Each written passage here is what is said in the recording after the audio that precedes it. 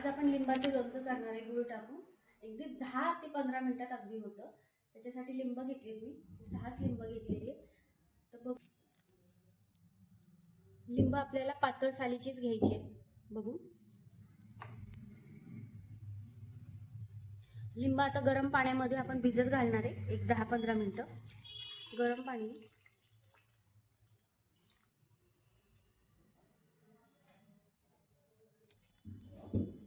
अर्धा चमचा मीठ टाकायचं आणि 10-15 मिनिटं हे छान भिजू द्यायचे लिंब.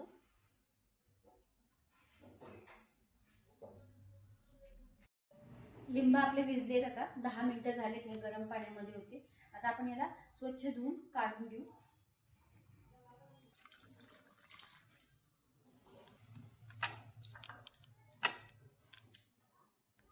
लिंब छान पुसून घ्यायचे आपल्याला, पाणी नाही ठेवायचं. आणि चाकू जे काही वापरणार आहे ते क्लीन एकदम पाहिजे, ओलं असं खरकट पण नाही पाहिजे.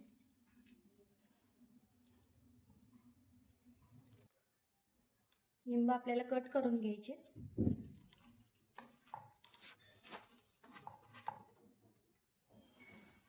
अशा पद्धतीने कट करायचे.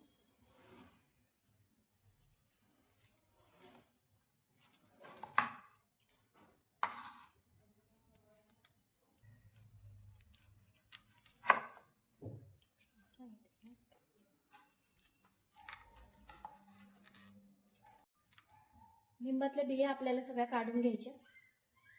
बिया राहिल्यावर लिंबाचं म्हणजे लोणचं आपल्याला कडू लागू शकतं, त्यामुळे काढूनच घ्यायचं सगळं.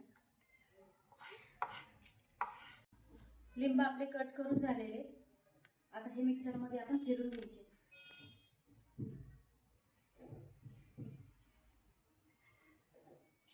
आणि हे फिरवताना एकदम पेस्ट पण नाही करायची, थोडीशी जाडसर त्यात दिसले पाहिजे. असं जाडसर थोडंसं वाटून घ्यायचं. आता हे आपण मोजून बघायचं किती भरतो. 1 कप झालं तर 2 कप गुळ त्याला वापरायचा. गुळ किंवा साखर वापरू शकता. हे काढून घेऊ आपण कढईमध्ये. याच्या मापाने गुळ घेतलेला, हे 1 कप भरले, मग मी 1.5 कप गुळ घेतला. मी थोडं कमी गोड करणार आहे म्हणून. आता हा मिक्स करून घेऊ गुळ.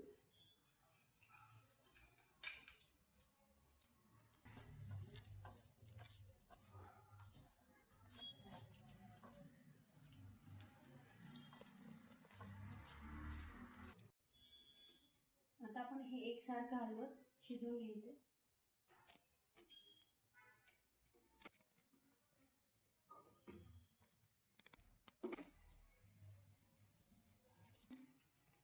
अर्धा चमचा मीठ घालायचं.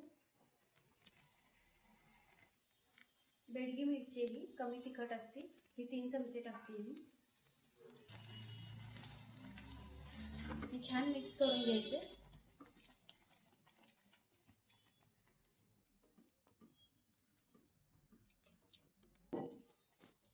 यात आता 1 चमचा आपण भाजून जिरे घालणार आहे पावडर.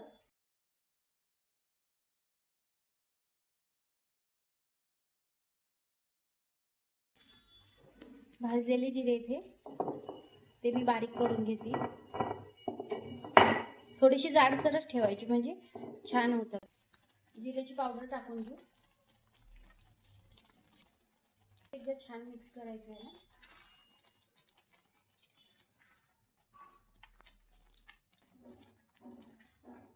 हे आता आपण चेक करत राहायचं शिजलं का नाही.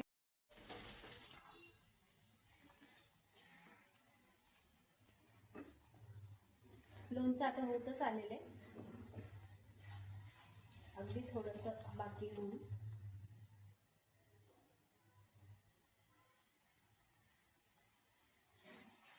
आता झालेलंच आहे, आपण एकदा चेक करू.